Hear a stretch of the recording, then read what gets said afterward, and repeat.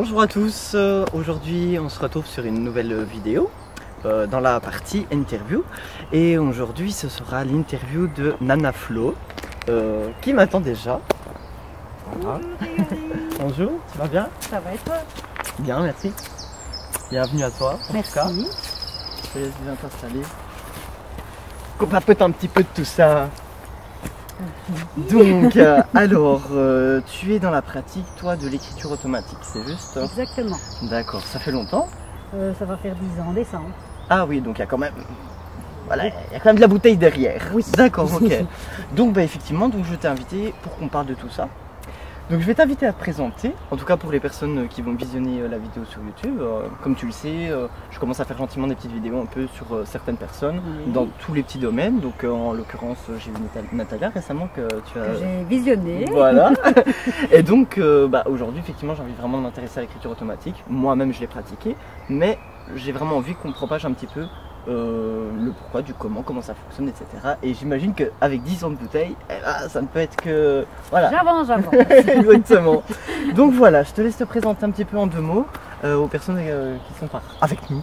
Ben voilà, je m'appelle Nana Flo, j'ai 49 ans, j'ai deux filles, une de 25 ans et une de 19 ans. J'ai commencé à communiquer il y a 10 ans parce que je suis allée voir une médium qui me parlait parce que j'avais besoin de savoir par rapport à mon papa quand il est décédé, s'il était là ou là où il était, s'il était heureux.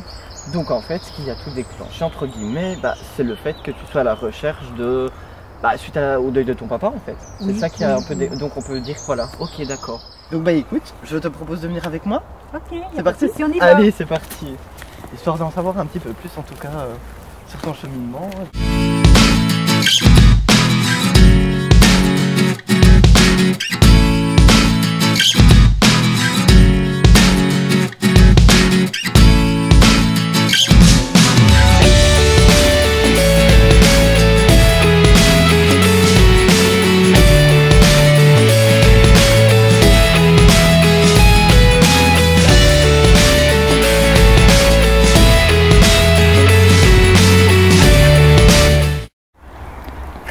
On se retrouve pour la suite.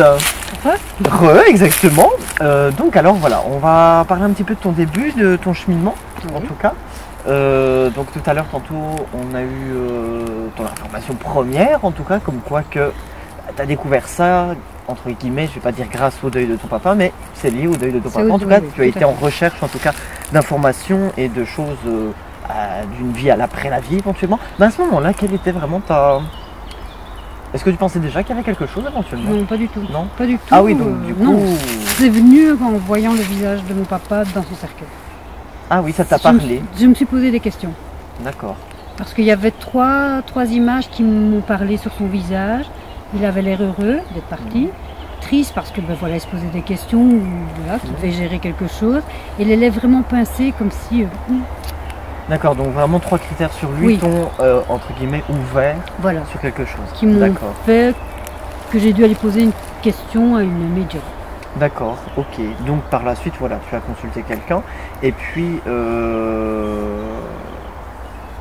est-ce que à la base, j'imagine que tu étais en recherche de savoir de ton papa éventuellement, puisque quand on va consulter une médium, peut-être qu'à la base, c'est pour savoir éventuellement une information, une communication avec lui, non? Oui, je voulais savoir s'il était heureux. Là où il était, s'il était heureux. D'accord, ok. Si ça lui posait problème d'être parti et s'il souffrait de ne plus être là. Et j'ai eu ma réponse à cette question. D'accord. Comme quoi, non, il était heureux, que je ne devais pas m'en faire. Et là, on m'a dit, tu communiqueras avec lui en 2009. Ah oui, d'accord. Ah, donc elle t'a donné un message, entre guillemets, comme quoi... Ah, d'accord, ok. Mais je vais être honnête, à ce moment-là, je me suis dit, ouais, c'est de la foutaise. Ah, donc tu n'y croyais pas trop non. Ce truc. À ce moment-là, donc à la base, on peut dire que tu es quelqu'un qui était peut-être un peu cartésienne aussi quand même, ou le mot est peut-être trop fort? Non, cartésienne pas du tout. Ouverte, mais demande à être convaincue. Voilà. Je voulais savoir, voilà, je voulais une réponse. D'accord. Je l'ai eu. Voilà, j'ai eu ma réponse par rapport en 2009. Une fois, je suis allée chez cette personne, boire une tasse de café, et j'ai essayé. Et j'ai essayé de voir si je pouvais avoir mon papa. Et en fait, ça s'est passé en 2006 au lieu de 2009. Je Ah, l'ai appelé. Le 6, le 9, Oui. c'est à l'endroit, c'est à l'envers. Oui. Je Mais- l'ai appelé et il m'a répondu oui. Grosse panique. D'accord. Et- Peut-être déjà dans la panique de te dire il y a quelque chose qui se passe. Peut-être pas Voilà. tout de suite te dire c'est ton papa, mais il y a quelque chose. Non, Non. j'ai Ou- posé la question si c'était lui. Ouais. Il m'a répondu oui.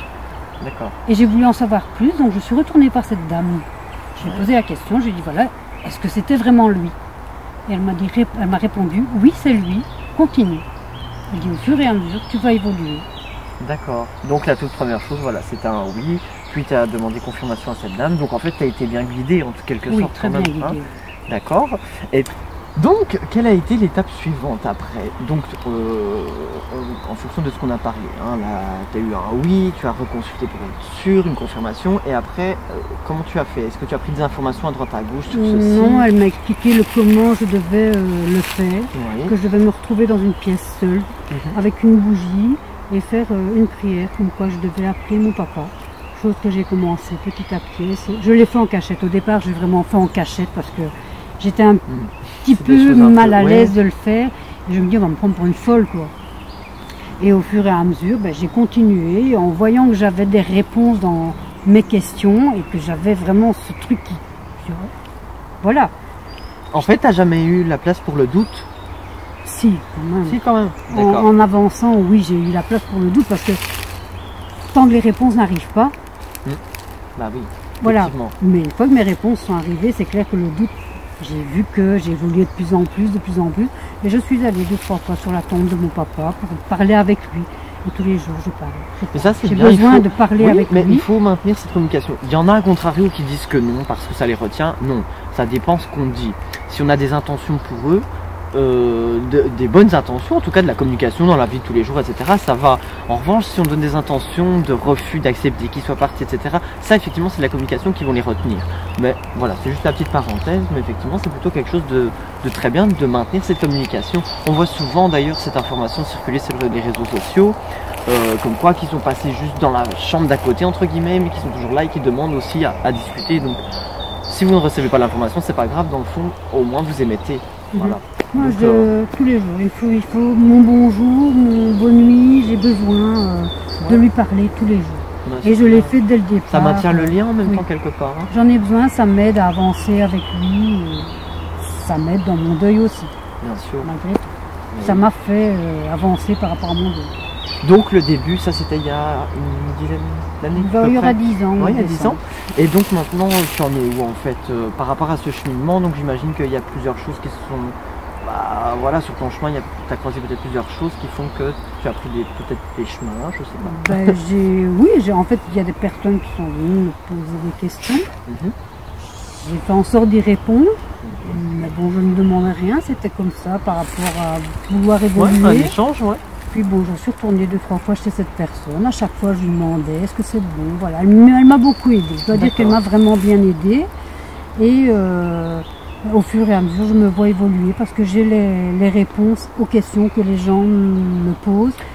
D'accord. Et moi qui connais un petit peu l'écriture automatique, je sais qu'au début, enfin, je parle toujours de mon expérience à moi, mais moi j'avais commencé en écriture automatique aussi, qui s'est transformé en intuitif, puis après on m'a dit de poser le stylo, puisqu'après j'avais la clairaudience, j'entendais.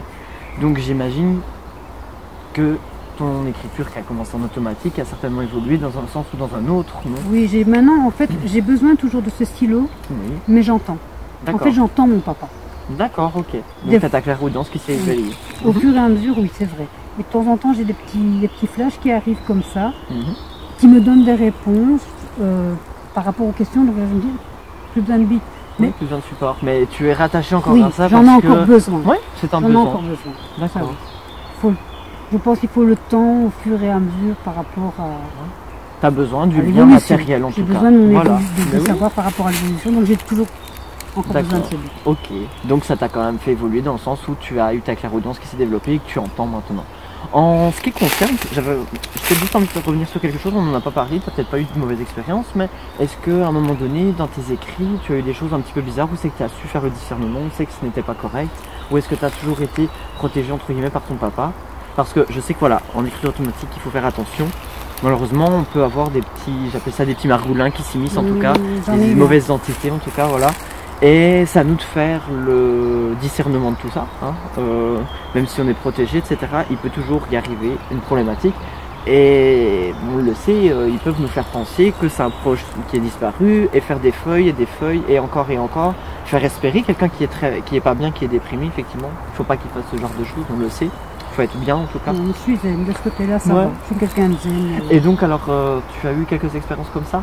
J'ai eu une personne, je ne citerai pas son nom, voilà, Oui. qui est venue et j'ai dit non, là je peux pas, j'ai lâché le but, je suis partie. Tu as senti que c'était pas... C'était une mauvaise personne, donc j'ai dit non, stop, là j'arrête. Donc intérieurement, on est d'accord, ces capacités qui sont développées ne sont pas uniquement liées à l'écriture, même intérieurement, intuitivement, ça c'est d'accord. Oui, j'ai vraiment ressenti cette mauvaise personne, j'ai dit non, je peux pas, faut que je m'arrête. Après j'ai redemandé mon papa. D'accord. Et donc maintenant, j'imagine que tu continues ton écriture, que tout est installé, et que voilà. Installé? Non, je le fais. Non, pardon, excuse-moi. Non, mais quand je dis, voilà, les choses sont installées, enfin, tes capacités sont installées, tu suis le fleuve, d'accord. Oui, j'apprends à avoir de plus en plus confiance en mon don, comme on dit. Effectivement, mais j'aime bien dire capacité, parce que j'aime pas trop dire le mot don, mais bon, on se comprend, les gens nous comprendront. D'accord, ok. Bah, écoute, je pense qu'en tout cas on a fait le tour pour moi du questionnement que je voulais te poser sur l'écriture automatique. Bon, je prends un petit détail encore, mais ça je pense que ton écriture n'est pas la même que ta propre écriture à toi quand tu écris, j'imagine. On comprend rien du tout. Ouais, voilà. D'accord. Rien. Ça me paraît détail parce que je pense que tout le monde sait qu'en écriture automatique, effectivement, ça peut être des grosses choses qui décribouillent, des machins, des trucs. C'est pour ça que ce qui nous permet d'entendre, ça nous permet de mettre, voilà. Mais je sais que c'est mon papa, c'est sa voix, c'est son fils. D'accord. Bah écoute, je te remercie en tout cas d'être venu, je sais pas, mais depuis tantôt, ça me gratte. Écoute, je te remercie en tout cas, voilà, de nous avoir retrouvés ici en forêt. J'aime bien. C'est très beau. Puis, bah oui, écoute, ça fait du bien. Ouais. Puis au moins on se sent pas oppressé à l'intérieur. Non, c'est bien. La liberté. Merci. Et puis, je te souhaite bonne route. Merci, j'espère qu'elle sera bonne. Mais elle ne peut être que bonne. Ah, mais j'ai confiance. Positive attitude. Grâce à toi. Bah oui. Eh ben, en tout cas, je vous remercie en tout cas d'avoir suivi cette petite vidéo. Et puis, moi, il ne me reste plus qu'à vous souhaiter à bientôt dans une prochaine vidéo, interview, parce qu'il y a encore quelques personnes en tout cas que je voudrais vous présenter avec effectivement d'autres choses. Tout est différent, donc voilà. Je vous donne rendez-vous prochainement sur la chaîne. À bientôt. Bye bye. Bye bye.